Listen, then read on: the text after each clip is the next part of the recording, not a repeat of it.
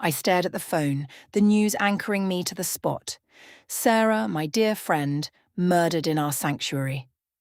A shiver ran through me, not from cold but from reality's touch. Grief's paralyzing grip met the spark igniting in my stomach, a flame fed by years of uncovering hidden truths. Sarah, I whispered, I'll find your story. My mind raced, piecing together fragments, conversations, glances, clues now vital. We had dissected mysteries within these walls countless times, laughter mingling with rustling pages. Our shared language, a code only we could decipher. Now I must solve our most crucial puzzle. The decision settled with finality. I rose, movements deliberate, driven by familiar force. I needed to see the library stand where Sarah last stood. The police would do their job, but this was personal. No one knew that space like I did. Secret corners, stories etched into its foundation. Every detail matters, I reminded myself, reaching for my coat. Hands steady now, purpose replacing shock's tremor. Every puzzle had a solution, every enigma a key. Sarah's belief, too. Stepping out toward the bibliophile's haven, melancholy gave way to burgeoning resolve. If Sarah's keen eyes caught something significant, mine would follow, unclouded by doubt or fear. Here we go, Sarah. Let's unravel this mystery together. One last time. Morning sun cast angular shadows across grand city streets. Skyscrapers reached skyward in glass and steel splendor, silent giants in a crowded room. Today the city's grandeur felt hollow, indifferent backdrop to inner turmoil. My rhythmic steps countered honking taxis and chattering pedestrians. Yet Sarah's laughter echoed loudest, a haunting melody. We'd woven through these streets countless times, conversations fluid as bustling crowds. Now each memory clung like a shroud. At the Grand City Library, yellow police tape fluttered, a jagged line severing past from present, the boundary between normalcy and Sarah's absence. "Morning, Miss Everwood," Detective Aidan Walsh greeted me, his solemnity mirroring my anguish. We'd crossed paths often, his youthful eagerness contrasting archive silence. Today his bright blue eyes held gravity belying his years. "Morning, Aidan," I whispered. A young sergeant lifted tape. "You can go in." Stepping under felt like entering another realm, silence heavy, air thick with unspoken questions. The haven lay in unnatural stillness, holding its breath. My shoes tapped marble, disrupting the hush. Detective Walsh materialized from stillness, uniform stark against ancient tomes. "Ms. Everwood," he said gently, those blue beacons meeting mine with wordless understanding. He lifted tape in silent invitation. My footsteps echoed as I traversed toward the main hall, knowledge's daily ballet now a solemn stage. My gaze found the stark white chalk outline marking where Sarah's light was extinguished. "Too soon," I murmured, voice breaking. The outline seemed less investigation mark than symbol. Painful reminder Sarah's warmth would never grace this hall again. I blinked back tears, refusing to let grief cloud vision. With deep breath, I steeled against sorrow. Somewhere within this silence lay whispers of clues. Cold marble leached warmth from my soul as I willed legs to move. I'd walked these halls untold times, but never with heart so laden with sorrow, eyes searching not for knowledge but justice. "Focus, Catherine," I whispered, drawing upon decades of discipline. Familiar scents of paper and wood couldn't comfort now, overshadowed by tragedy's bitter tang. With practiced eye, I scanned meticulously, tables in neat rows, chairs tucked just so. Flower centerpieces drooped slightly, morning petals scattering. I moved slowly, taking every detail. Light playing across polished surfaces casting shadow fingers, bookshelf positioning, banister's gentle curve, unmarred and stately. My gaze lingered on edges, spaces between, where truth often hid. A crumpled napkin caught attention. Sarah had been meticulous about such details during events. "Something out of place," I whispered, circling again slower, trusting instincts that had served me well. The tablecloth's corner was askew, minor detail that might escape other eyes. I approached with quiet reverence, lifted the heavy cloth with gloved hand. There, half hidden in shadow's elegance, lay crumpled paper. Could this be? Heart hitching, I pinched the note between fingertips and smoothed it open. The texture whispered secrets ready to spill. Jagged, hurried words. She knew too much, had to be silenced. Cold shudder cascaded down my spine. She knew too much. Sarah with insatiable curiosity, always peering behind mundane veils. Silenced. Breath caught on the word, sharp ache blooming in chest. Silenced, I repeated, grief pressing like unread volumes surrounding us. Yet, within sorrow determination sparked. Flame Sarah's spirit always kindled in me. Who wanted you silenced? I murmured, folding the note carefully. Truth scar, attered like breadcrumbs through our lives. Sarah had stumbled upon a story not meant to be told. Justice, I promised the empty air. Solemn oath. For Sarah, I would read between the lines and uncover secrets that cost her everything. Slipping the note into my pocket felt like sealing a pact. Crinkled edges brushed fabric, tangible whisper of secrets and shadows. Sarah's death wasn't just loss, it was a message. I couldn't trust police to tread through deceit layers Sarah had unraveled. They sought evidence, but not the kind hidden in plain sight, requiring understanding of who Sarah was. I knew her better. Curiosity, empathy, brilliance. Sarah, I whispered, clutching fabric over the note. I'll find out why. I promise. Voice steady, but inside, heart raged against injustice. More than promise, my duty born from years of shared confidences between towering shelves. Determination settled like a mantle. Questions bubbled up, each clamouring for attention. Who had Sarah feared? What had she discovered beneath the library's quiet facade? Justice for Sarah became my mantra, single-minded resolve propelling me forward. I stepped from solemn library quiet into city life's cacophony. The world hadn't paused. Cars honked, people chattered, life continued in ignorant bliss of darkness seeping into the haven. The crowd was a blur of faces, each now a mystery, possible suspect. I scrutinized them, searching for guilt hints or deceit shadows. Yesterday these were innocuous faces. Today they were enigmas, every glance potential clue. Sarah, I murmured, silent prayer for strength. I'd walked these streets thousands of times, but never with such purpose, never with justice's weight on shoulders. The note felt like burning presence, constant reminder of my task. Somewhere out there, mingling with masses, was someone who had snuffed out one of the brightest souls I'd known. With each step, resolve hardened like cooling steel. The conspiracy claiming Sarah's life could stretch far, into power's high towers or through the city's underbelly. But it didn't matter. I'd scale those heights or delve depths if needed.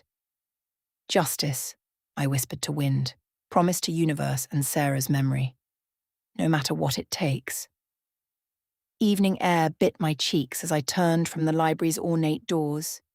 Each breath felt like reality's draft, cold, sharp reminder that Sarah was gone and my world had irrevocably shifted.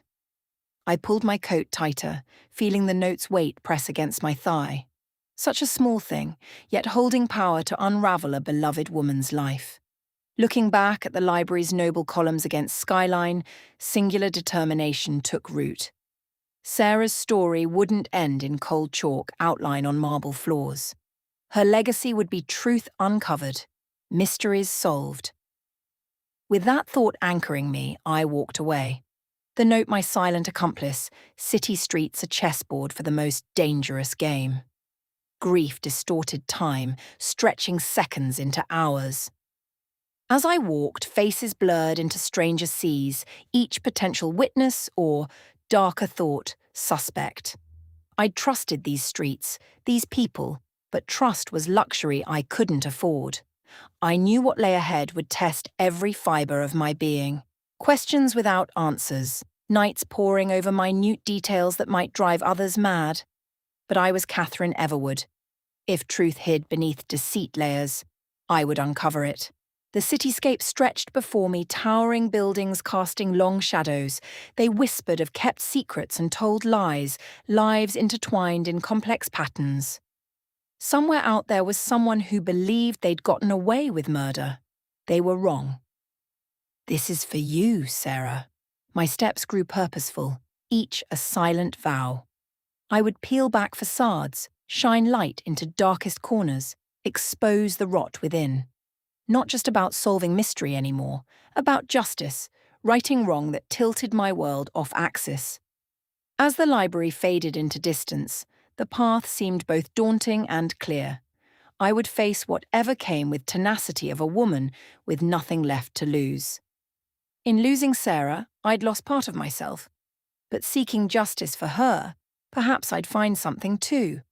Purpose born from pain, cause demanding every ounce of courage I possessed.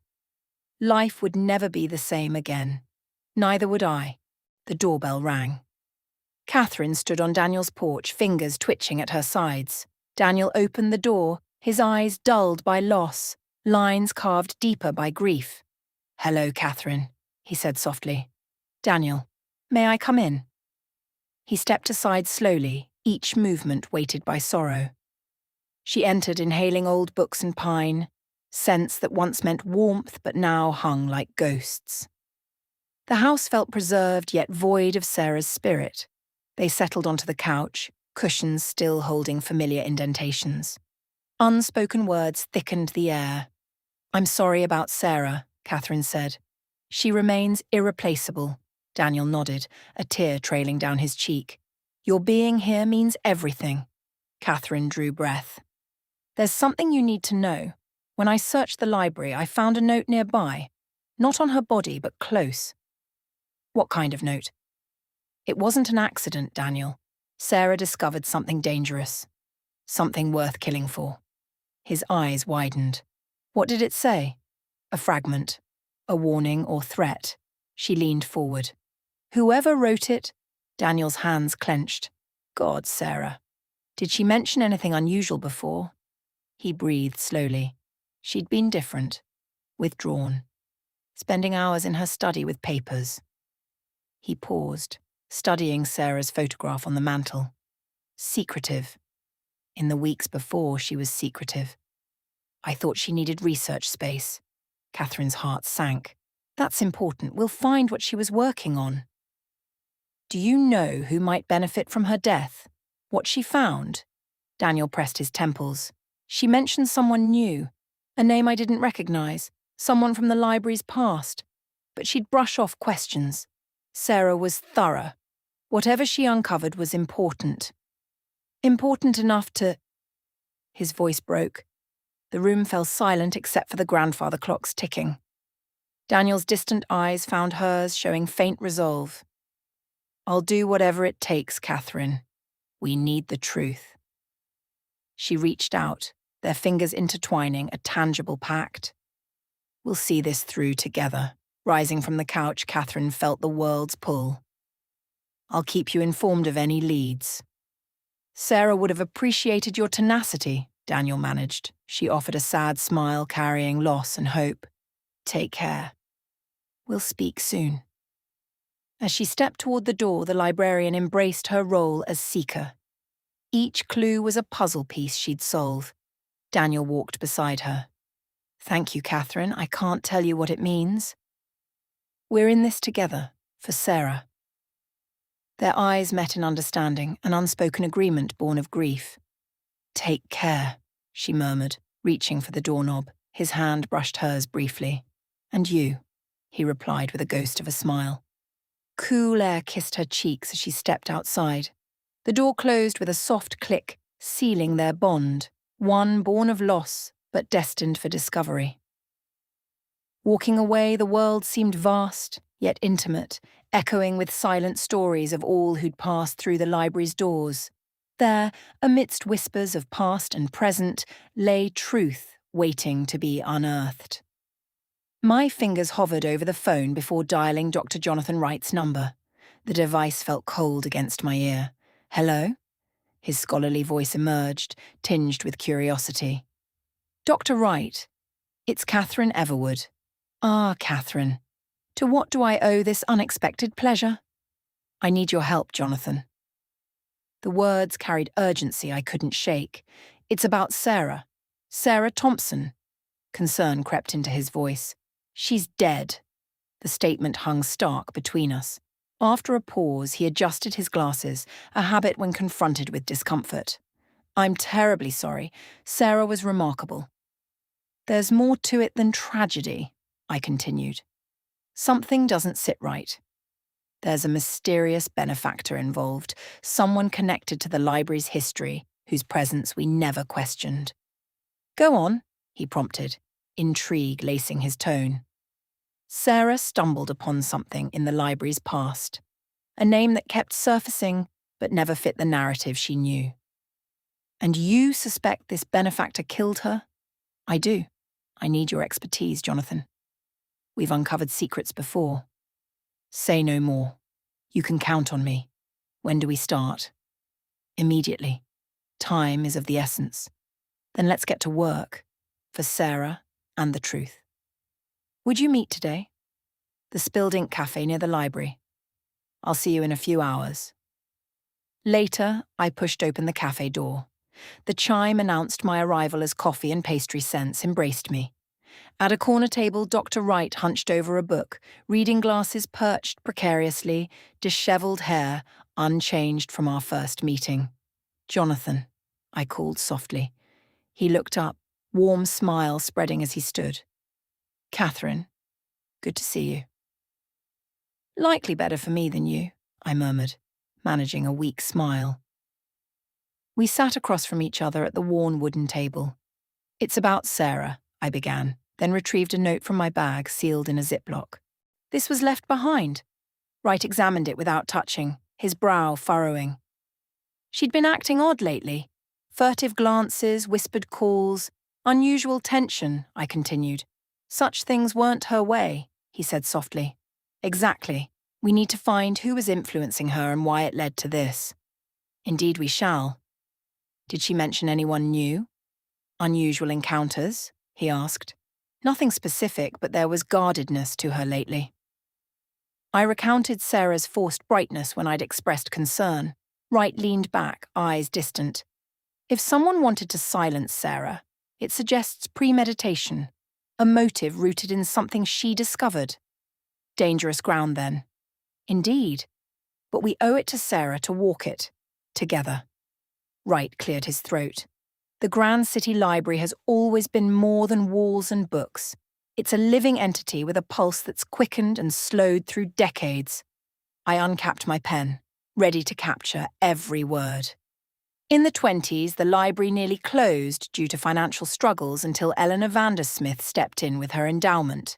He painted a picture of near extinction saved by timely generosity. Eleanor Vandersmith, I echoed, scribbling her name. But why would she? Her interest wasn't purely altruistic. Her late husband's company faced scrutiny for labour violations. The donation shifted the narrative, gave them a community-minded image. I nodded, feeling puzzle pieces begging assembly. Eleanor Vandersmith, once synonymous with salvation, now cast in murky shadows. It didn't stop there. In the 50s, the City Council wanted to replace the library with a commercial complex. Pressure from influential families swayed the vote. They understood the library's symbolic power as the community's intellectual heart. Preservation through intervention, I murmured bitterly. Exactly. Think about Sarah's research, her knack for uncovering uncomfortable truths. Knowledge can be both shield and sword. Then we must wield it carefully, I replied, resolve hardening. Where does that leave us? I asked, gazing at my glistening notes. Wright leaned back, tenting his fingers. We must consider the benefactor, this mysterious figure lurking in our library's shadows. If we uncover their identity, their motives, then perhaps we'll understand why Sarah was taken. Exactly. I suggest we delve into their history. They may have felt threatened by Sarah's curiosity, her talent for revealing hidden truths. We start with financials, I said decisively. The library's records might hold clues, donations, grants, unusual activity. Controversies too, Jonathan added, eyes lighting up. Past incidents involving finances or governance, anything that doesn't fit their presented story. Sarah would have gone straight for the heart, I mused aloud. Then we honour her by doing the same, Jonathan affirmed. Tomorrow I'll go through the archives. You start on public records. Thank you, Jonathan. Always, he responded with a simple nod. As I rose to leave, porcelain clinked and conversation murmured around us, life pulsing despite the sorrow shadowing our hearts. So, we meet back here. My voice wavered slightly. Let's give it 3 days, Jonathan suggested, scanning our scattered notes. Enough time to dig without losing our trail. 3 days, I echoed, solidifying our pact. He squeezed my shoulder, silent solidarity.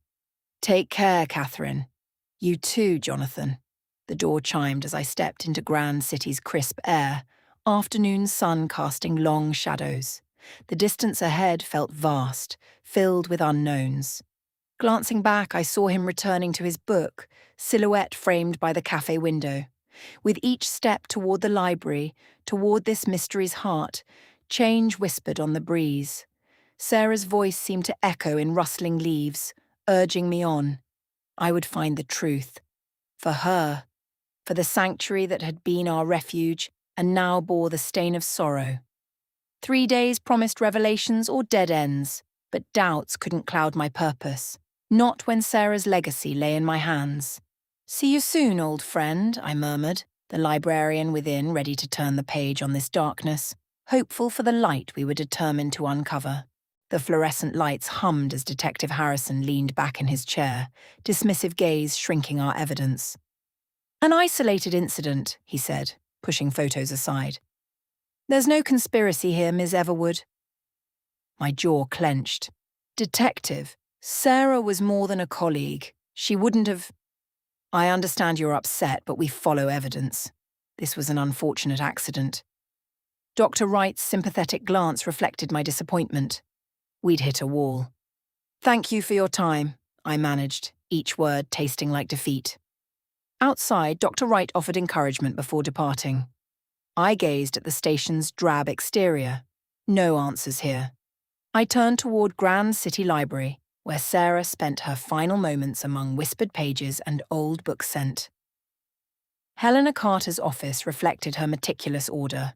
Her support would be crucial. Ms. Carter, I said, knocking. May I have a moment?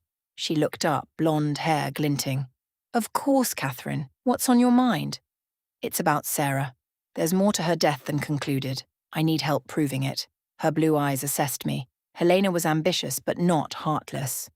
All right, she said seriously. What do you need? Support? Insight? Anything to uncover truth. Let's see what we can do. She stood with resolve. Helena's office felt like sanctuary amid chaos. Pristine walls lined with certificates reflected her dedication. Helena, something sinister lurks behind Sarah's death. After Harrison, we're on our own. She leaned back, frowning. Catherine, rumours of foul play could tarnish our reputation. Justice for Sarah matters more. She dedicated her life here. We owe her this. Helena's eyes softened. You're right. What do you propose? Clarissa. She knew Sarah best. If anyone has insight, it's her. I'll arrange for us to speak with her. She may hold the key. I watched Clarissa glide fingers over book spines with tender grace. Helena's heels clicked on marble as we approached. Clarissa, I called softly. She turned, concern shadowing her kind eyes. Is everything all right? Sarah, I said. The name hung heavy between us. Is there more than they said? Her voice trembled. Helena stepped forward. We believe so. We need your help. Me? Isn't it dangerous? Which is why we must tread carefully, Helena said firmly. But Sarah deserves truth. Justice, I added, feeling familiar fire. We can't let fear overshadow duty. Clarissa contemplated, then whispered, all right. For Sarah. We retreated to a secluded corner, forming a covenant of truth-seekers. Did Sarah mention anything unusual? I asked gently. She'd been tense lately. Kept looking over her shoulder like she knew something, or feared something. Enemies? Helena wondered. Sarah had no enemies, I asserted, only those who might fear what she knew. As we shared memories, a picture emerged, secret burdens and veiled threats. We'll uncover truth no matter how deep, I declared. For Sarah, for justice, for the bibliophile's haven. I folded my hands, feeling silence press down. The library harboured mysteries Sarah had unwittingly joined. Helena, could you investigate Sarah's professional relationships? There might be overlooked clues. Helena considered risks, then nodded. If there are hidden tensions among staff, I'll find them. And Clarissa, would you reach out to Sarah's friends outside these walls? Worry creased her brow, but her voice was firm. It scares me, but for Sarah, yes. Be careful. We don't know what we're dealing with. As they rose, I remained seated. We were 3 ordinary women bound by affection, stepping into shadows seeking light. Clarissa tucked hair behind her ear. I'll start with Sarah's sister, then book club friends. They trusted Sarah. They'll trust me. Tread lightly, I warned.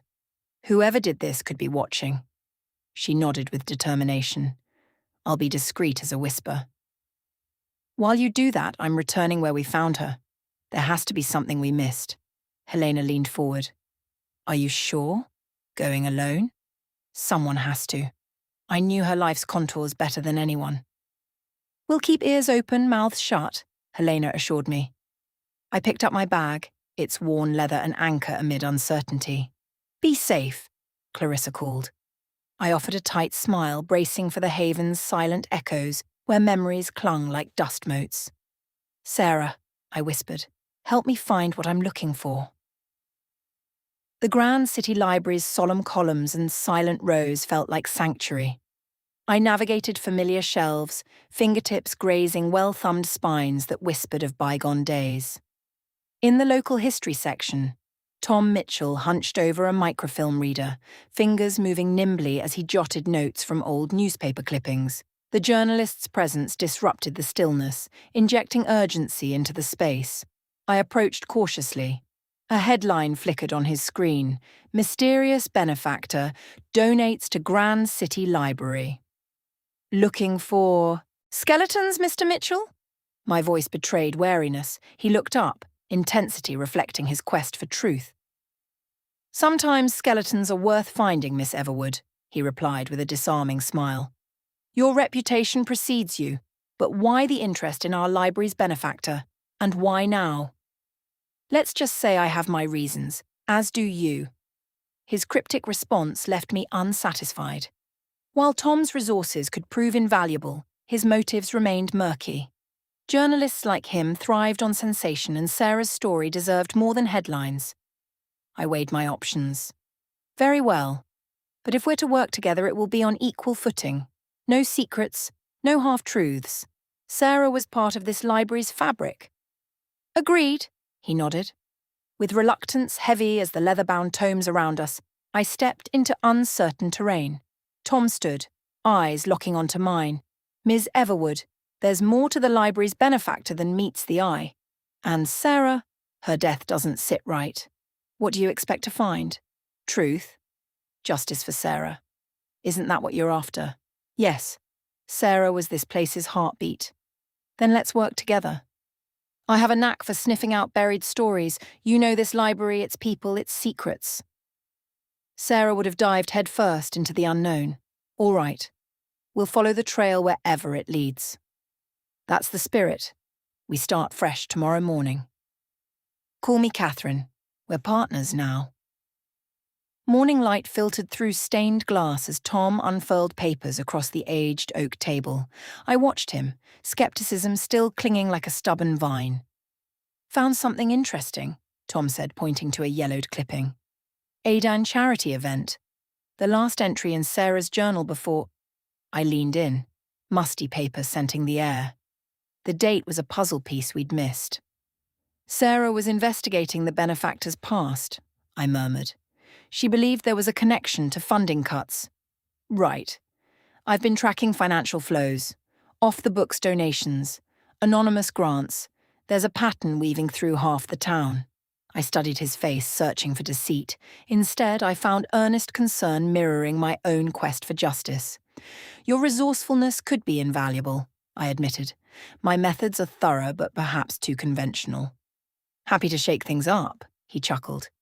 We owe it to Sarah to get to the bottom of this. Walls around my trust crumbled. Let's unravel this mystery together. Tom, he corrected gently. Just Tom. We should bring Dr. Wright into this, I said, gathering resolve. His historical knowledge could be key. Tom considered. Wright has a sharp mind. Let's loop him in. Dr. Wright's cluttered office revealed the historian buried beneath books and papers, scholarly chaos personified. We have a proposition, I said. His eyes sparked with curiosity. What brings you here? Sarah's research. And the benefactor. There's a connection that might explain her death. Tom unfolded his map of connections, lines crisscrossing like veins. Your expertise could help us navigate these historical ties. Will you join us? I asked, words more plea than question. Dr. Wright adjusted his glasses. Yes, I will. Relief escaped me. Our unconventional trio might complete the picture Sarah left behind. An outsider, Dr. Wright echoed doubtfully, glancing between us. Our work demands discretion. None taken, Tom replied smoothly, but my insight has proven valuable. Tom's knack for connecting dots isn't just journalistic, it's a skill we need, I said. After a long moment, Dr. Wright conceded. If Mr. Mitchell respects our work's sensitivity, I'm open to collaboration. We gathered around the cluttered desk, a city map spread before us, dotted with notes telling half a story. Sarah was onto something, I traced the library's outline. Her research involved the benefactor's lineage, old money and older secrets. Money speaks louder than words, Tom tapped a photo, especially in this town. The benefactor's history intertwines with Grand City's founding families, Dr. Wright mused. Unearthing those ties may ruffle feathers. We start with public records, I suggested. Data that doesn't lie. Coupled with discreet family history inquiries, Wright agreed. I've got contacts at City Hall, Tom said seriously. They owe me favours. We split tasks. Dr. Wright handles historical angles. Tom pulls strings downtown. I'll re-examine Sarah's notes. Agreed, they answered in unison. Later, in the library's quieter corners, each footstep marked time closer to truth. Tom laid out fresh clippings. These are breadcrumbs. Births overlapping business deals, deaths coinciding with property transfers, non-random patterns. Sarah's notes. I handed Wright photocopies.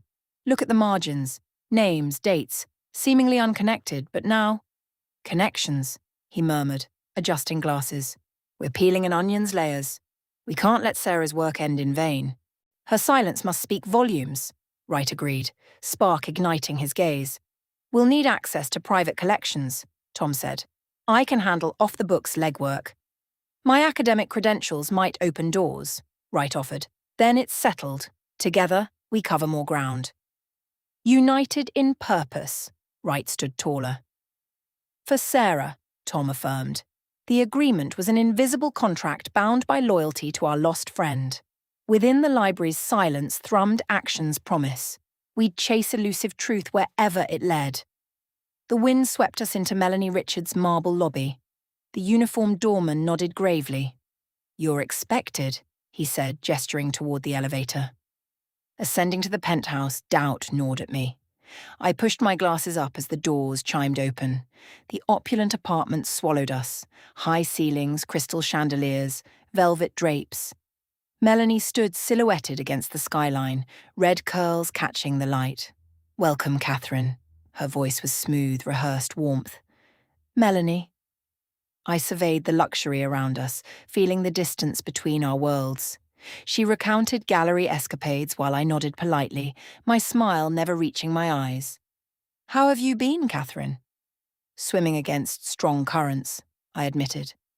I understand, she sighed, masking something behind practiced ease. Speaking of the library, Sarah had concerns before everything happened. I watched for her reaction. Financial discrepancies. Sarah? Melanie's eyebrows rose, tone cautious. Inconsistencies in the records. Surely there's a logical explanation, she replied carefully, which is why uncovering any misunderstandings is crucial. Melanie hesitated. I leaned forward, hands clasped on the glass table. Sarah was more than a colleague. She was a dear friend. Her worries weren't idle chatter. I pushed my glasses up. You'll understand why I can't let this go. She exhaled in surrender. All right. Rising, she retrieved a folder from an ornate desk. I suspect these are what you're looking for. I opened it, scanning the damning entries. Payments to phantom entities, vague withdrawals. The embezzlement lurked in the margins. Have you seen these before? Only in passing. I never realized. Few do. That's why we need to bring it to light. Silence stretched between us thick as velvet drapes. You've been around the library for years, I continued. What could be behind this? Her amber eyes flickered. Money tempts even steadfast souls, but there are layers in this city, Catherine. Influential people who value privacy above all. And you fear getting tangled in those layers? She nodded. Truth has a price. I have reasons to be cautious. Thank you, Melanie. We'll tread carefully.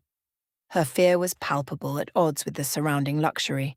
The truth is costly, but silence can be steeper, I said gently. We owe it to Sarah to bring this darkness into light.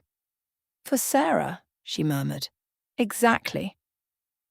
I turned to my team, who'd been observing respectfully. We gathered around the coffee table, now our command center. We need a plan, I said. These records are our map. Track every transaction, Tom suggested. Look for patterns. And the digital footprint, I added, glancing at Jenna. Already on it, she replied, fingers dancing across her tablet. I'll visit old contacts. Someone knows how to read between these lines. Be careful, Melanie warned. Layers. Layers can be peeled back. I clasped Melanie's hand. Thank you. I know this isn't easy, but it's crucial. Just make sure this doesn't come back to me. Your involvement stays between us. You have my word. I slipped the folder into my satchel, feeling its weight heavier than it looked. Let's go, I told my team. Stay safe, Catherine, Melanie called. Always do. We stepped out, the door clicking behind us. In the elevator, our determined faces reflected in mirrored walls. Outside, the city's hum carried hidden secrets. I clutched the documents closer. Those papers could change everything, Jenna said quietly, or lead us down a dangerous path. Apprehension settled in my chest. We're in deep waters. Discretion is key, I reminded them. No slip-ups. Should we worry about Melanie? Michael asked. She knows the risks, but we'll keep her out of the crossfire.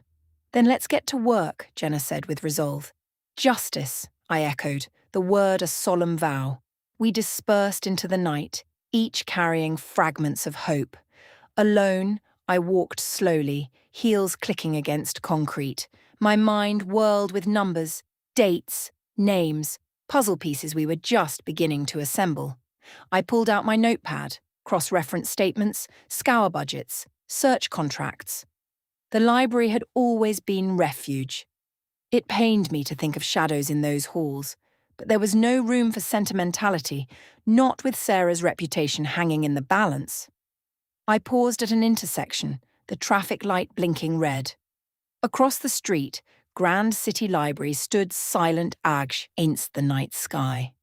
How many secrets did it keep, Justice? I murmured, the word more than a vow now, a beacon guiding me forward. With a deep breath, I crossed the street. There was work to be done, evidence to unearth, whispers to transform into shouts of truth. Though the path ahead promised shadows, I would tread it with unwavering conviction.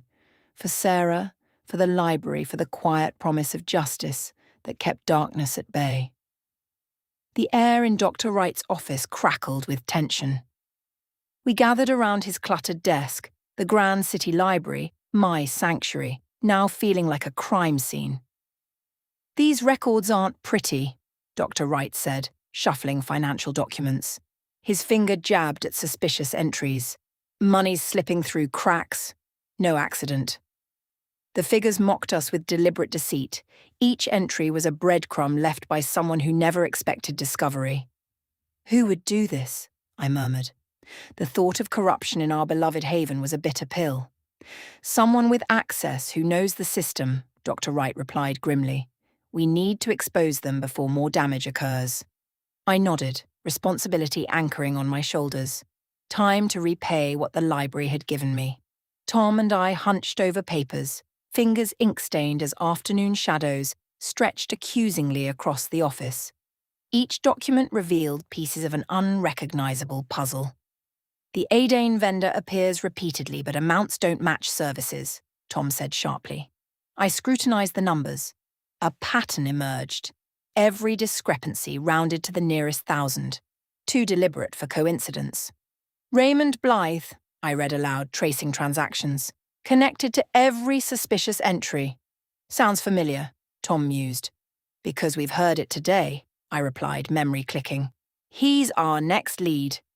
We needed to dig deeper. For Sarah. I rubbed my temples, weighted by unspoken secrets. Sarah confronted someone about the project. She was onto something big. "She wouldn't confront them without proof," Tom said admiringly. "Sarah was methodical." "Proof now buried beneath subterfuge," Dr. Wright added. "We need more eyes, staff members who've been here years, know the library's pulse." "Would they talk after what happened to Sarah?" Tom questioned. "If they trust us, understand we're fighting for her memory." I walked to Helena's office, footsteps muffled by thick carpet. The usual comforting scent of leather and varnish now seemed like a shroud. "Helena," I called softly. "Come in," her strained whisper replied. She looked up, hands clasped tightly. "We've uncovered financial discrepancies," I said, pulling out a chair. Helena's face drained of colour. "I know about the project," she murmured. "Sarah discovered it too." "Yes, I was afraid, Catherine. We can protect you, but we need to understand what we're dealing with." She took a deep breath. "I'll tell you everything." Helena leaned back, strain clear on her face. "It started as a pet project, a hidden archive within these walls, documents that could tarnish reputations if exposed. Within the library," I whispered in disbelief. "Sensitive information on the city's most influential people." A chill ran down my spine. "Blackmail. That's the only reason for such a collection." Helena nodded. "Exactly. Leverage. Imagine what you could compel with someone's darkest secrets." "Who would concoct this?" "Someone with ambition and little regard for consequences." I thought of Sarah, so close to unearthing this corruption. The distance between what the library was and what it had become seemed insurmountable. "Change is necessary," I murmured. "We can't let this fester." I found Tom questioning Clarissa Johnson in a secluded corner, her hands folded tranquilly despite the storm around us. "You've been here for years," Tom began diplomatically. "We value your dedication." "Thank you. I just help where I can." "About projects you've assisted with, specifically a hidden archive?" Her smile faltered. "I don't know about any hidden archive." "Sarah was onto something. You were close with her." "Sarah was curious," Clarissa admitted carefully. "She had theories." "If you know something threatening this place—" "Tom, really, the library is my haven. I wouldn't—" "Wouldn't what?" He leaned closer urgently. "For Sarah's sake." Her resolve crumbled. I really must get back to work. As she hurried away, Tom approached me, frustrated. "Nothing concrete, but there's fear there. She's holding back." "Then we keep digging." In Dr. Wright's office, Tom recounted the encounter. Dr. Wright listened intently, nodding. "Fear suggests we're on the right path," he concluded. "Or dangerous ground," I added uneasily. "Both are probable. But we cannot let fear deter justice. We owe Sarah and this institution." "So what's next?" Tom asked. "Connect the dots between financial discrepancies and the secret project. There must be a paper trail." "Then we follow it," I said firmly. We divided tasks. I would press H, Elena further, Tom would canvass staff. Dr. Wright would analyse documents. Be careful, I warned. Knowledge is power, Dr. Wright added thoughtfully, but also peril. In the hidden archive, my fingers brushed leather spines as dust motes danced in slanted light. The air was thick with concealed knowledge. Another discrepancy, Dr. Wright murmured, holding up a yellowed ledger with fresh mischief scrawled across it. Tom joined us, eyes sparking. We're onto something. Clarissa knew. If she knew, others did too. Knowing isn't enough, I said heavily. We needed proof. Helena's words echoed. They wanted an arsenal of secrets, silent power. Then that's what we find, I declared, resolve stiffening my spine. We expose the project and don't stop until those responsible are accountable. Back to it, Dr. Wright said, returning to documents with renewed focus. Sarah, I whispered, her name a talisman against doubt. For you. For justice. The distance between us and truth was shrinking with each revelation. We would bridge that gap, no matter the cost, bringing light to pierce the darkest shadows. The paper crackled in Catherine's grasp as she paced her study, fingers trembling around the threatening note. The words seared into her vision. Watch your back, Catherine. We're watching. This wasn't just about her anymore. It was about her team. Each member flashed before her eyes, their faces etched with Aideen determination. What if this threat touched them too? The idea coiled in her stomach like vipers. They were bound by shared purpose and now shared danger. This message was a harbinger over what had once been their sanctuary at the Grand City Library. She needed a plan. One wrong move could unravel everything they'd worked towards since Sarah's death. Alone, she was vulnerable. Together, they were a force to be reckoned with. Enough, she whispered to the ghosts of bygone authors. This ends with us. She tucked the message into her cardigan pocket. The familiar halls greeted her with echoing footsteps on cool marble. Past rows of books and polished wood, her pace quickened with newfound decisiveness. The meeting room door opened to reveal her team, faces like open books, pages filled with concern. Eyes that usually sparkled with curiosity now held shadows of unease. They stood ready, shoulders squared. Thank you all for coming so quickly, Catherine began, her voice betraying none of her inner tremors. She unfolded the crumpled message, fingers surprisingly steady as she held it out. Someone doesn't want us digging deeper, she said, letting the threat's gravity sink in. But we owe it to Sarah not to be intimidated. This is a sign we're on the right path. Their eyes remained fixed on the message, resolve hardening in their expressions. Let's be careful, she added, but thorough, for her. The message passed from one set of eyes to the next, shock rippling through them. Is this real, Catherine? The question hung in the air. Unfortunately, yes. Her voice found its footing despite inner turmoil. But we cannot let this shake us. We must tighten our circle, be guardians of our own safety. Starting today, no one goes anywhere alone, she continued. Keep your phones charged. Stay alert. Sarah wouldn't want us cowering.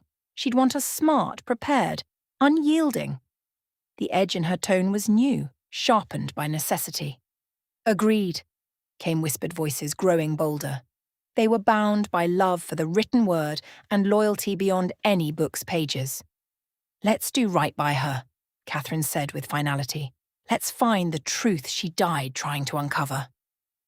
Her hands pressed against the cool oak table. We need a plan that keeps us safe and lets us continue our work. Sarah leaned forward. The library's security system is outdated. We should update software and ensure all cameras function. James nodded, brow furrowed. I'll contact the precinct's tech team for expedited upgrades. I'll set up extra patrols, Aiden added with characteristic optimism. Plus, I know a surveillance expert who can train us what to watch for. Good. Catherine absorbed their input. We'll need discreet communication if anything seems off. Vigilance is key. Encrypted group chat, Sarah proposed, phone ready. Perfect. Regular check-ins too. James, secure any suspicious evidence for documentation, Catherine instructed, watching him nod firmly. Consider it bagged and tagged, he assured, producing a plastic bag. Let's put these plans into action, safely, smartly, together. They rose with newfound resolve. Sarah guided James through securing the chat, while Aidan jotted names and numbers in his notepad. Catherine watched this unlikely fellowship, bound by shared purpose and unspoken vows to protect their sanctuary. Keep your eyes sharp, she reminded them quietly. Change is upon us, and we'll meet it head-on. For Sarah, for ourselves. The Grand City Library became more than a haven for readers. It became their bastion, where the distance between yesterday's peace and today's turmoil would be bridged by collective will. She caught each team member's eye, Aidan's furrowed brow but firm nod, James clenching his jaw with deep resolve, Sarah's warm presence like light in their chill of fear. Silent promises, an unspoken pact etched into the moment. Sarah would do the same for any of us, Catherine said, and their heads bobbed like leaves in gentle wind. We've got work to do. As they filed out, Catherine lingered, evening sun casting long shadows across the floor. The library sighed around her, breath mixing must with resolve. They were bound by more than books. They were bound by purpose. Justice for Sarah, she whispered to the empty room, voice trembling not with fear but with the quiver of change, the vibration of action. With each step away from what was once just a learning haven, she felt anticipation of what they might become, a force united against the shadow daring to breach their sanctuary, their kinship, their greatest strength. The phone's shrill ring pierced my quiet evening. I reached for it with unease. Calls at this hour rarely brought good news. "Ms. Everwood, it's Detective Harrison," came the professional voice, tinged with somber gravity. "It's Helena Carter. She's been found dead at the library." The words hit like ice. Helena, vibrant and ambitious, suddenly passed tense. My throat constricted. "I'll be right there," I managed, my voice hollow. I hung up and moved on autopilot, grabbing my coat, the practical garment that had weathered many crises during my time at the Grand City Library. Each hurried step tried to outrun the grief threatening to overwhelm me. The familiar route blurred past as I drove back to my former domain. Helena's death wasn't just loss, it was a call to arms. As I parked near the library's entrance, I felt my old role settle onto my shoulders. The head librarian might be retired, but the truth seeker within me was awake. With every step toward the towering columns, my resolve hardened. Helena deserved justice. The library's usual whispered conversations were replaced by heavy silence, punctuated by police radios and shuffling investigators. Red and blue lights spilled through windows, casting eerie glows over bookshelves that had always comforted me. I slipped through the entrance crowd, scanning for familiar faces but meeting only somber gazes of officers and concerned onlookers. Reaching Helena's office seemed to take forever, each step like wading through molasses. The closed door screamed crime scene. My trembling hand hovered before knocking softly. "Detective Harrison? It's Catherine Everwood. May I come in?" The door swung open with a resigned sigh. Helena's meticulous office bore chaos. An upended chair, papers scattered like autumn leaves, a shattered coffee mug bleeding into carpet. The air pressed with unsettling silence. And there lay Helena. My breath hitched at her stillness, her perfectly coiffed blonde hair splayed in disarray, her tailored suit hanging awkwardly, trying to maintain dignity in death. Profound sorrow threatened to sweep me away. I approached cautiously, fighting tears that would blur the lines I needed to see clearly. "Rest now, dear friend," I murmured. "I'll find who did this." While the detectives were occupied arranging for Helena's body to be transported to the coroner, I turned from Helena's form and surveyed the office. Steeling myself against grief, I began searching for answers. The desk revealed nothing unusual in its drawers, bills, letters, stationery, but examining closer, I noticed a hairline seam in the walnut veneer. My fingers found a catch, and a hidden compartment opened. Inside lay papers bound with ribbon, cryptic numbers, dates, project codes, and financial figures hinting at something beyond routine library affairs. My pulse quickened. Why had Helena hidden these? I tucked the documents into my bag. Helena, what secrets were you keeping? The question hung unanswered as I rose.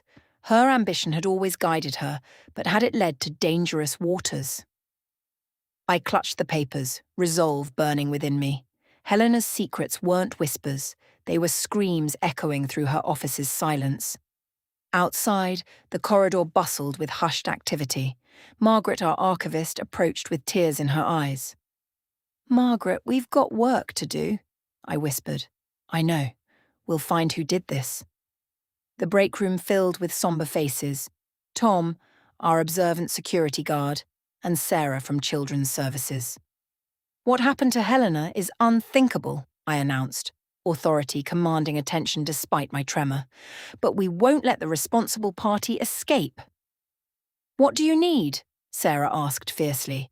"Everything. Review security footage, cross-reference appointments, emails. Leave no stone unturned." Tom headed for the door with purpose. "Be thorough, be discreet," I instructed. My heart ached with grief and anger, but beneath burned fervent desire for justice. I leaned against the oak-panelled wall, collecting thoughts. Sarah joined me, concern clouding her brown eyes. "Helena's secret project," I murmured. "Could it connect to her death?" Sarah nodded. She was investigating financial records before this happened. She might have found something significant. "Embezzlement," I said bitterly. The library had been refuge from ugliness, yet here we were, tainted by human vice. "If Helena uncovered proof, whoever's behind it would have motive to silence her," Tom added grimly. The idea made my skin crawl, someone we worked with harboring such darkness. "We need caution," I warned. "Whoever did this is dangerous and likely watching." "Then we'll be discreet," Sarah replied with determination. "Meet back here in 2 hours. Share what we find. Quietly." With nods, we dispersed into grim contemplation. Alone, I stared down the library's length, feeling its weight. The scent of books mingled with tragedy's sting, and I felt the burden ahead. We sought truth not just for justice, but to honour Helena's memory. "Your work, your lives, they meant something," I whispered to the stillness. I was Catherine Everwood, and I had made a promise. No matter the cost, I would see this through, for Helena, for truth that must come to light. The phone lay before me, silent and mocking. I reached for it, then withdrew as if burned. The weight of decision pressed down, a choice that would honour Sarah's memory. I closed my eyes, remembering our laughter in the Grand City Library, Sarah's eyes lighting up with each discovery among the musty pages. I picked up our framed photograph from the mantelpiece, gripping it as tears blurred the glass. "Sarah," I whispered, "what would you do?" The answer remained elusive as old book scents. I wiped away tears, knowing our laughter would guide me through doubt. "Detective Harrison will want facts," I murmured, steeling my resolve. Yet, behind logic, a friendship's promise held me captive. I hesitated, then reached for the phone again. I paced the creaking floorboards, each step heavy with gravity. The danger was real, threatening those I loved. "Is it worth it?" I asked the empty room. My friends' faces flickered, brave, trusting, vulnerable. Could I justify pulling them deeper into this quagmire? Outside, a car hummed by, jarring me from contemplation. Life moved forward regardless of my indecision. "Come on, Catherine," I chided myself. "Fear counsels caution, not paralysis." I envisioned the Grand City Library's towering columns, steadfast through ages. If those walls could withstand time's weight, surely I could shoulder this burden. Fear would not dictate my actions. It was time to stand firm. With trembling hands, I dialed Detective Harrison's number. Each ring brought me closer to a crossroads. "Harrison?" came the gruff answer. "Detective, it's Catherine Everwood. I've been thinking. I fear for everyone's safety. The words had spilled out raw and earnest. We've got your back, Catherine, he assured me. Your insight's been invaluable. Thank you, Detective. I'll think more. Take your time. Stay safe. I set down the receiver gently, its click echoing through silence. At the window, I watched the city sprawl below, people moving like chess pieces, unaware of my turmoil above. Could I step away when justice hung in balance? Could I betray Sarah's trust? Sarah, I murmured, her name a talisman against doubt. Wind rattled the window urgently. My attention caught a framed quote on the bookshelf. The only way to make a difference is to take action. The words thundered with revelation. Doubt's tendrils loosened like worn thread. Clarity rose within me, clear as library bells at noon. I reached for my coat, fingers clenching the doorknob with surprising decisiveness. Sarah, I whispered, transforming melancholy into steely determination. Stepping into the hallway, the overcast light seemed less oppressive, a canvas for the day ahead. The path was fraught with unknowns, but I was ready. The city hummed with life as I hailed a taxi. Police station, please. As buildings blurred past, memories washed over me. Late nights in the library, coffee at Sarah's favourite cafe, shared laughter. Almost there, the driver announced. I paid and stepped onto the sidewalk with liberating purpose. Justice for Sarah, I murmured, facing the imposing police station. With each step toward the entrance, uncertainty lifted, replaced by conviction's clarity. Inside, industrial cleaner and old coffee scented the air. My shoes clicked against linoleum as I approached the desk. I'm here to see Detective Harrison. Just a moment, please. I watched Harrison across the room, deep in animated conversation. Standing amid the buzz, I felt odd stillness within me. I adjusted my glasses and waited patiently. These moments between racing heartbeats showed how far I'd strayed from the library's quiet corridors. Yet hadn't those corridors led me here? Each book a stepping stone to this reality where I stood unwavering, ready to fight for a friend who could no longer fight for herself. Harrison's eyes caught mine. He approached deliberately, carrying unsolved mysteries in every step. Detective, I began, voice steadier than I felt. I want to help. Gee, I've me something to do. To help. He assessed me with hawk-like eyes. Mrs. Everwood, you're sure? It's not exactly safe. I cut him off, surprising myself with the bite in my voice. I've never been less interested in safe. Sarah deserves justice, and I intend to help you find it. He considered me silently. I held my ground, feeling Sarah's laughter echoing, urging me on. All right then, Harrison said finally. We'll do this together. But by the book. By the book, I agreed, squaring my shoulders. The distance between my past comfort and current turbulence was a journey already begun. There was no turning back. The clock ticked deliberately as I drummed my fingers on the mahogany table, waiting for Detective Aidan Walsh. My heart hammered against my ribs. Sarah and Helena's deaths haunted me, a constant ache I couldn't shake. I clung to the hope that Aidan held the key to this web of secrets. The door creaked open. Aidan appeared with his easy smile, bright blue eyes finding mine. Sorry to keep you waiting, Catherine. I forced a smile. What news? He pulled up a chair, movements heavy with gravity. I think we've got something. We found evidence connecting the killer directly to the secret project. My pulse quickened. Tell me everything. Aidan's fingers drummed the table. I was cross-referencing volunteers for the library's anniversary event. One name didn't fit. Go on. This volunteer had access to restricted areas and smuggled out documents, blueprints, correspondences from that secret project you suspected.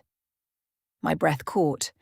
Each revelation brought me closer to understanding why Sarah died. I sifted through papers scattered across the table. My team stood close, faces etched with concentration. We organized the evidence meticulously. Photographs, documents, scribbled notes. Everything's here, I said, fatigue creeping into my voice. Sarah should have been with us. Those documents show clear motive, Aidan continued. This person wanted to monopolize the research, sell it off.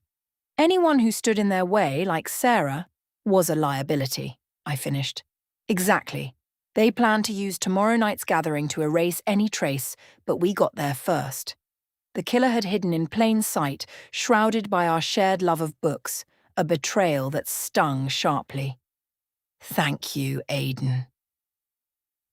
Morning came with the promise of change. I wore my resolve like armour as we approached Harrison's precinct.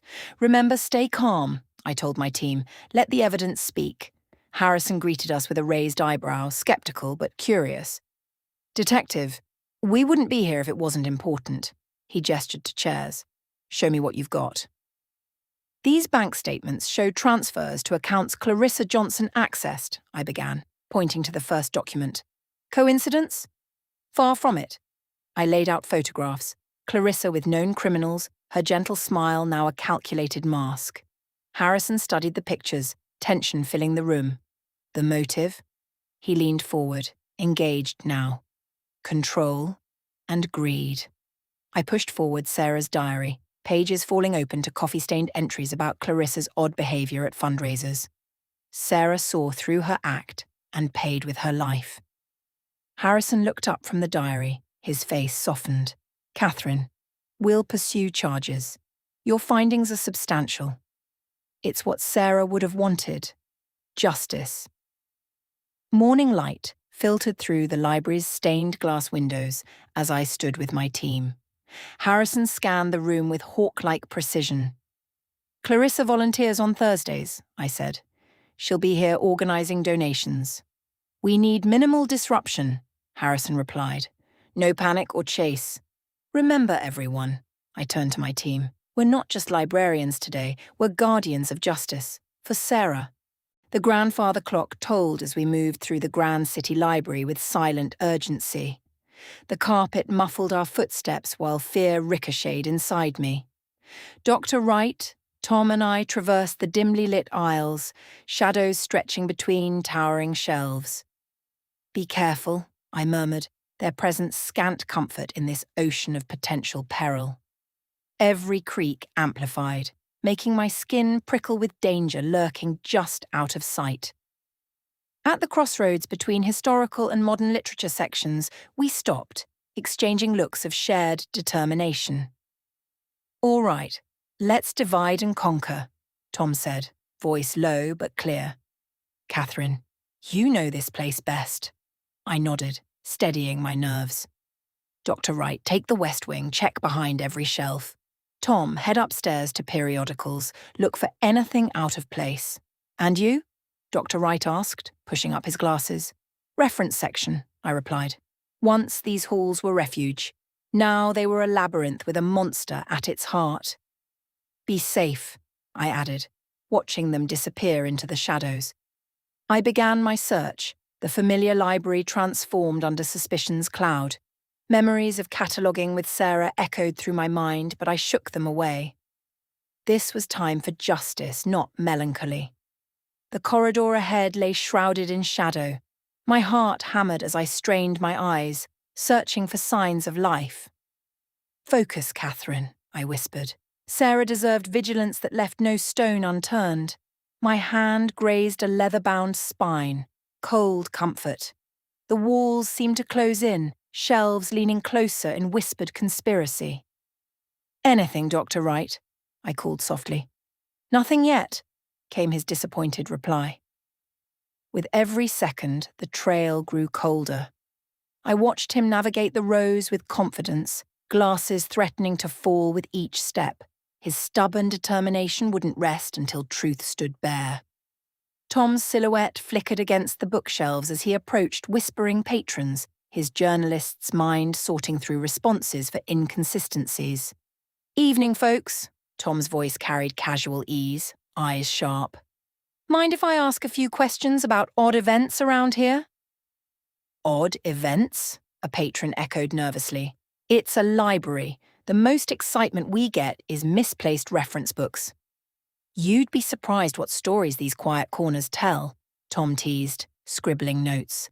A sudden clatter shattered the stillness, sending collective shivers through the room. Tom's pen paused mid-sentence. "Did you hear that?" Dr. Wright whispered from 2 aisles over. "Stay here," I told the gathering, my voice steady despite blooming unease. We convened silently, drawn by the disturbance near the private study rooms. The noise came from ahead, somewhere in the research sanctuary. "Whatever made that sound," Tom said, hand on an ornate handle. "We're about to find out." "Ready when you are," Dr. Wright added, pushing up his glasses. I nodded curtly and together we stepped forward. The corridor stretched on, carpet swallowing our steps. At the far end, a closed door gleamed faintly. From behind came soft murmurs, voices blending into an indistinct hum. "Voices," I whispered, hand closing over cool brass. We all knew the truth. The murderer was close. Memories of Sarah's laughter gave me strength. For her, for justice, I couldn't let fear paralyze me. My grip tightened until knuckles turned white, heart pounding thunderously. "Ready?" Dr. Wright asked, adjusting his glasses. "Ready," I confirmed, though my voice sounded distant. With swift motion, I pushed open the door. It swung inward, revealing a scene that halted time itself. There, amidst scattered papers and overturned chairs, stood the murderer. Our eyes locked. A silent standoff charged with accusations and anger. "Hello, Catherine," said the figure, their voice a cold blade slicing through tense silence. The bibliophile's haven had turned into something dark. My footsteps felt heavy with dread. "Clarissa, we need to talk." She looked like a deer caught in headlights as Dr. Wright, Tom and I closed in. Evidence of her embezzlement lay scattered across the ancient table, financial records telling a tale of deceit. What is this about?" Clarissa stammered, hands trembling. "The truth," I replied, voice steady despite knowing this woman for years. The friend before me was now a stranger shrouded in guilt. "I had nothing to do with the murders," she rushed. "It was probably someone else, someone jealous of Sarah and Helena's success." "Deflecting won't help," Tom said firmly. "We found the records. You've been funneling money for quite some time." Silence suffocated us. Dr. Wright adjusted his glasses, peering at her analytically. We stood in Grand City Library's heart, surrounded by centuries of knowledge that mocked us with silence on human treachery. "Come on, Catherine," Clarissa's voice broke through, desperate. "You know me. I wouldn't—" "Enough. No more lies. We want the truth." I spread documents off the oak table, embezzlement evidence stark against polished wood. The numbers didn't lie, each figure a breadcrumb down Clarissa's path of deceit. "Look at this," I traced where library funds diverted to unauthorized accounts. Her face crumbled. "I did it, but you must understand I never meant for anyone to get hurt." "Then why kill 2 innocent people?" "They were going to expose me. The library was my life.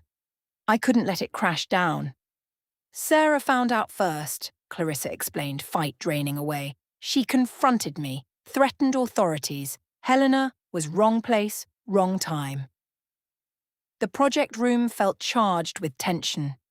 Before I could speak, Clarissa sprang into action, shoving past me toward the door. Anger sparked determination. My hand shot out, gripping her arm. "Clarissa, stop! Let go of me!" she cried, voice shrill with fear and shame. "I can't do that. You know I can't." Dr. Wright gripped her other arm while Tom stepped behind her, hands on her shoulders like a vice. "We can't let you leave," I said. "Not after what you've done. Catherine, please. You know me. I wouldn't hurt anyone on purpose. After Sarah, after Helena, how can I believe you? Think of our friendship. Can't you show mercy?" "Friendship doesn't excuse murder, Clarissa.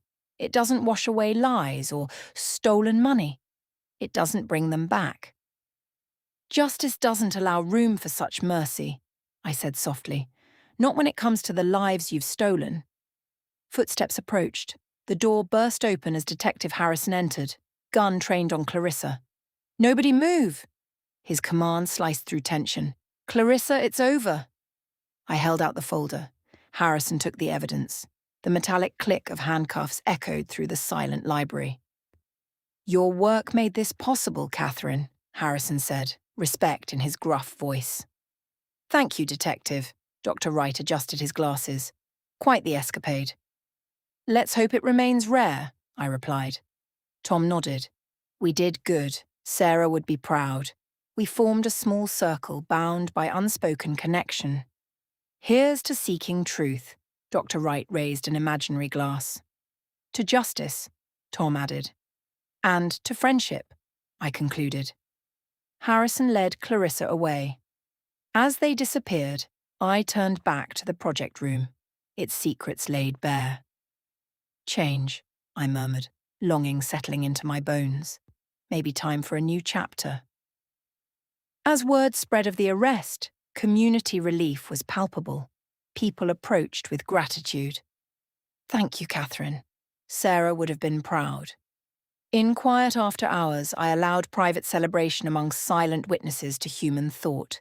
Sarah's favourite chair sat empty by the fireplace. "Justice, however delayed, is still justice," I murmured, touching the armrest where her hands would have rested. Standing between towering bookshelves, I traced a leather-bound spine.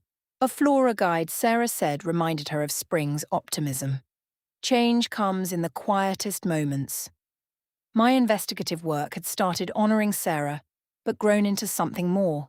In each truth uncovered, I found purpose. "Helping others keeps us connected," I mused, feeling her approving nod. The grandfather clock chimed late hours. As I locked up, anticipation settled over me. Each case closed opened doors to others. "Tomorrow, then," I said to darkened streets. There would always be puzzles to solve, injustices to right. Yet, Harrison's retirement idea appealed. Perhaps a countryside library awaited. Bellbrook Library had a lovely ring. Maybe I'd contact Harry about retirement opportunities. I'd heard about a lovely cottage that was occasionally up for short-time holiday rental while the owner travelled. I was ready for a break.